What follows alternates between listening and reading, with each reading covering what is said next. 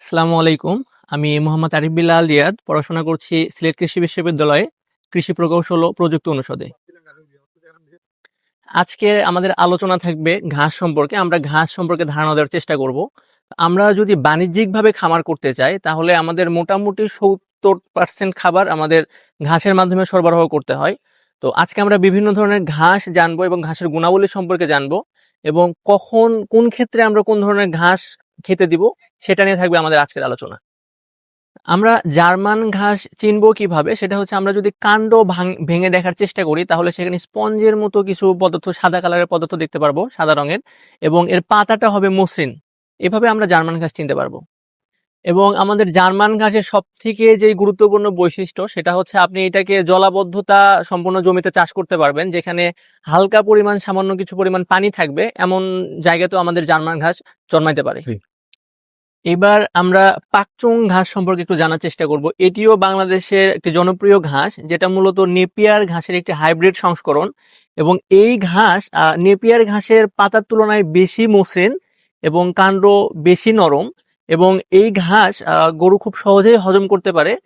এই পাকচুং ঘাস সব থেকে ভালো জন্ম হচ্ছে দোআঁশ মাটিতে। দোআঁশ মাটির জন্য আমরা পাকচুং ঘাস চাষ করি। এবার আমরা এমন একটি ঘাসের জাত সম্পর্কে জানবো যে ঘাস আমরা পানিতে চাষ করতে পারি। এই ঘাসকে আমরা ইংরেজিতে বলি প্যারাগ্রাস, বা বাংলায় আমরা যেটাকে বলি পাড়া ঘাস।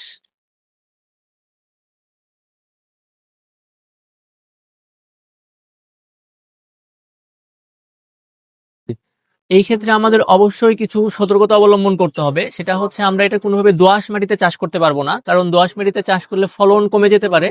এবং এই গাছের একটা অন্যতম বৈশিষ্ট্য হচ্ছে এই ঘাস ছায়া সহ্য করতে পারে। এবং অবশ্যই যে বিষয়টা মাথায় রাখতে হবে সেটা হচ্ছে পরিপক্ক হওয়ার আগে আমাদের এই ঘাস সংগ্রহ করতে হবে, কারণ পরিপক্ক হয়ে গেলে এই ঘাসের গুণগত মান কমে যেতে পারে। এবার আমরা ভুট্টা গাছ সম্পর্কে জানবো। ভুট্টা গাছ এমন একটি গাছ যেটার মাধ্যমে আমরা দানাদার খাবার এবং ঘাস উভয় সরবরাহ করতে পারি।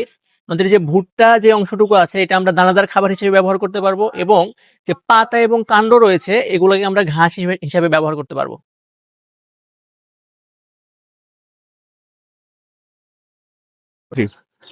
আমাদের যে ভুট্টার পাতা রয়েছে এটা কি আমরা শুকানোর মাধ্যমে সংরক্ষণ করতে পারবো, এবং পরবর্তীতে আমরা যখন আমাদের ঘাসের যোগান দেওয়া সম্ভব হবে না তখন ব্যবহার করতে পারবো।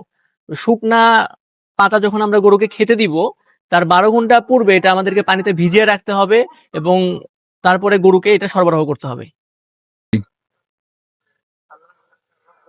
পার্পল নেপিয়ার ঘাস, এটি নেপিয়ার ঘাসের একটি জাত, এবং এটি বেগুনি কালার হওয়ার কারণে এটাকে পার্পল বলে থাকি আমরা। এবং এটি বেগুনি কালার হওয়ার জন্য এতে প্রোটিনের পরিমাণ সামান্য পরিমাণ বেশি পাওয়া যায়।